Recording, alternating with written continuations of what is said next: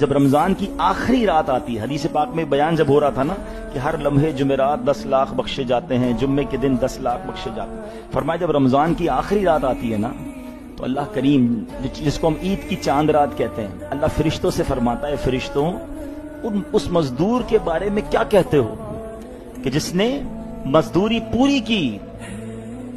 فرشتے عرض کرتے ہیں مولا اس کو تو مزدوری ملنی چاہیے۔ اللہ فرماتا ہے گواہ ہو جاؤ میں نے ان سب کی مغفرت فرما دی۔ ہائے ہائے، جو چاند رات ہوتی ہے نا یہ لیلۃ الجائزہ ہے، انعام کی رات ہے، مگر ادھر پرابلم یہ ہے کہ لیلۃ الجائزہ والی رات مسجد ویران ہو جاتی ہے۔